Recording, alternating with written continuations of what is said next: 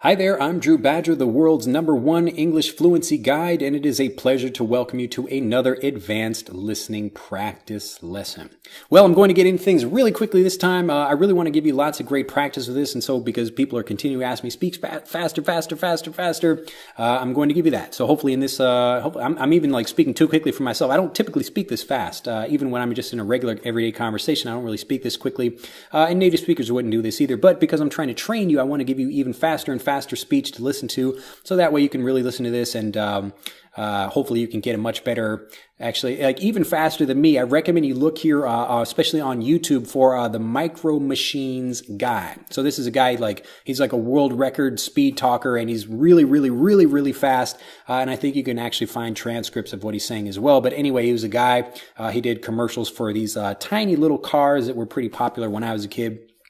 Called Micro Machines. But if you search for him, Micro Machines guy, you can probably find some great videos about him speaking really quickly and doing like phone call, advertisements and all kinds of other things like that. But in general, the best way to get fluent, or is certainly developing your spoken or your listening fluency, I should say. This is more about your listening practice than your speaking fluency, because you actually have to get out and practice if you want to improve.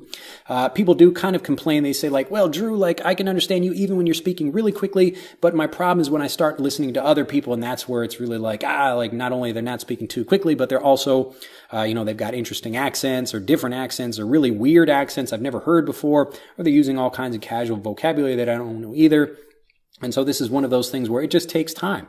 And you actually, kind of a thing, just in the same way that you should listen to this Micro Machines guy, just to get a feel for having somebody actually speak really quickly. And he's speaking even much faster than I do right now. But when you're listening to somebody speaking like that, not only listening to fast speech, but a lot of different people saying the same thing. So this is a particularly easy thing you could do with listening to different people give versions of speeches, or you could listen to different people doing versions of a different song, like 99 Red Balloons is a common one that I do. Or you look for Beatles covers here on YouTube. So there are classic Beatles songs or other songs. Like anybody that makes really popular music has lots of other bands that also try to produce that music as well. So if you try to listen to those things, you can get different versions of people saying the same thing. And so when you can take, anytime you're trying to learn something or trying to train your brain to do something, you want to take something where you can take something and just change one piece of it so that you can really train your brain to focus on that particular thing that's different about the two things. So your brain is really good at recognizing okay, what's different between these two things? And if you only have to focus on one thing that's different between the two, it's really going to make it easier for your brain. Now, I can talk about why that's such an important thing for language learning in general, because so many people teach language learning, especially beginning learners, really badly because they give them too much information at the same time. And that's why it becomes really frustrating for people when they're trying to learn new languages, because they're trying to give too much information and it makes it really difficult for them. But anyway, this is just kind of a preamble, just like a little bit of an introduction to this video, because I won't be talking about this in the video at all, but just because I wanted to address this about speaking quickly and about being able to understand my videos, but not being able to understand other people that are also speaking quickly. Or even just not speaking so quickly, but they've got really difficult accents, or they use vocabulary that's tricky to understand. So these tips that I've given you at the beginning, it'll hopefully make it a little bit easier for you to understand those things. And again, it's just something you have to train. It's something that comes with time. But the more you spend time with things that are not specific lessons, the more you are going to actually develop your speaking fluency and your listening fluency, more important as well. Anyway, in this video, what I wanted to talk about, so we've got all that stuff about tips at the beginning, I wanted to talk about restraints and constraints. And so this is whether you're trying to build a business, or whether you want to have just a better relationship with people, or you're trying to get fluent, the idea of constraints. And I kind of mentioned this a little bit earlier in this video where I'm talking about the tips and trying to restrain the things that are different. So you don't want to learn a whole bunch of new things at one time. You want to focus on one thing at a time. And that's why I do this latest video series where I'm talking about, I just give you something simple like a backpack or a knife or a person, something like that. And so you can look at those things and try to think, oh, okay, this is a much easier way to explain something because I can just focus on a few particular things and try to build my fluency around that. And I've talked about this before, but it's such an important idea that you really need to hear it over and over and over again until you really master this idea. And this is that fluency doesn't require you to know a lot of words. You can know a bunch of words. I know plenty of people that know way more words in English than I know in Japanese, but they can't speak English fluently. And it just means that they don't know how to actually connect these words and actually use them when they want to say them in everyday conversations. So the way I can do this in Japanese is because I take a few things and I focus on those, and I train myself with lots of people, having lots of conversations with people, even about simple everyday topics such that I can use my language over and over and over again, but in slightly different ways. So I'm continuing to speak. I'm training myself to continue to speak for long periods of time because I'm constraining what I'm speaking about. And this is the important thing I'd like you to remember for this lesson. So the thing to take away, to remember from this lesson set, or this lesson, I should say, is that you really want to focus on something and really constrain yourself. When you try to think about, economics or politics or other things that are really big and really important and have lots of different things, and you could really get specific about lots of particular things about those, it's really going to make it much more difficult for you because your mind has so many different options. It's like going to a grocery store and saying, wow, you've got like 1,000 different options for something when really just one or two would be able to make you, make it able for you to, I'm like stumbling over my words because I'm speaking too quickly even than I speak normally.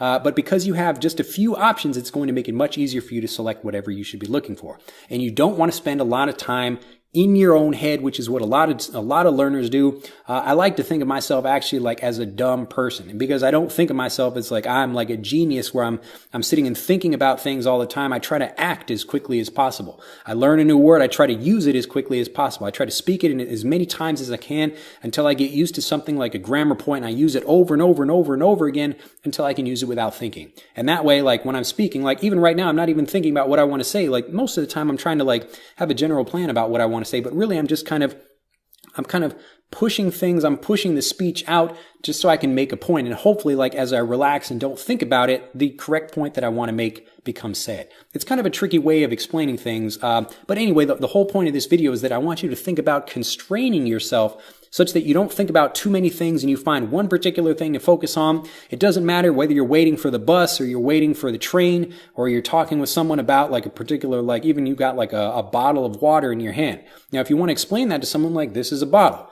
This is a pretty short bottle. This is a bottle that's got 150 milliliters in it. And, whatever other things you can explain about that. But just begin by getting very specific about that thing. And even like the more specific, the smaller thing you can talk about. And if you're a teacher, you can do the exact same thing in your own classes. Like begin with a bottle sitting on a table in your classroom and just ask people to say as many things as they can about it. It doesn't really matter if they can speak like fluently about it or even if they have only like one or two things to say. But now like take the cap off the bottle and put just the cap on the table and have them start speaking about that. You're trying to focus them more and more and try to constrain what they can talk about. And you'd be surprised at how like the less you can speak about, the more your mind creates more opportunities to speak. So it's the opposite of what you would think would happen when you start trying to get fluent. And this is why I talk about this idea in many different ways, but it's so important not only for business or for learning, but specifically for fluency. If you want to train yourself to actually speak fluently, to understand people, but also be able to like communicate in even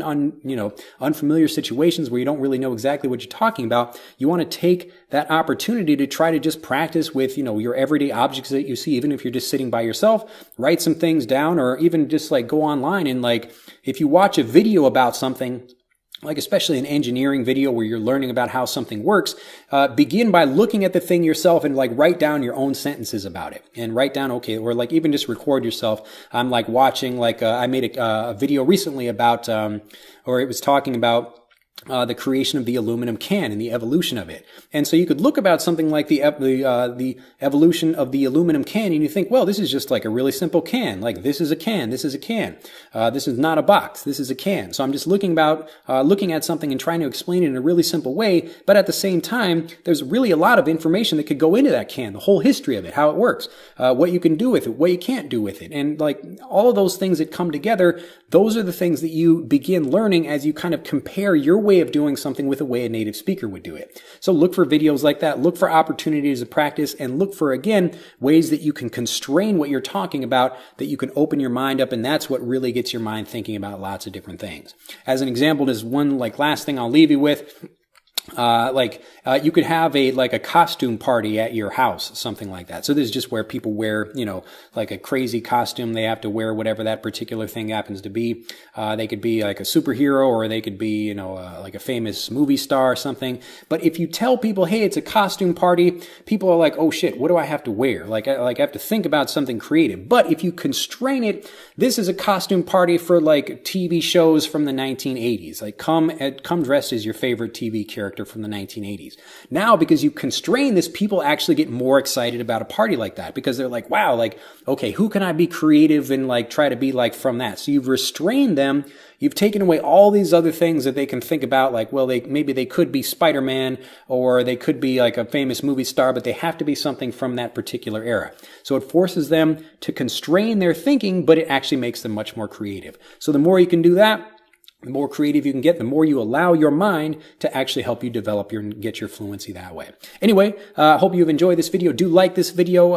Tell like, 20,000 other people about this video too. Put it on social media. Tell everybody. Say, hey, you should go watch this video because it's a very important video. So like this video. Do become a subscriber to the EnglishAnyone.com YouTube channel if you haven't already. And I look forward to seeing you in the next video.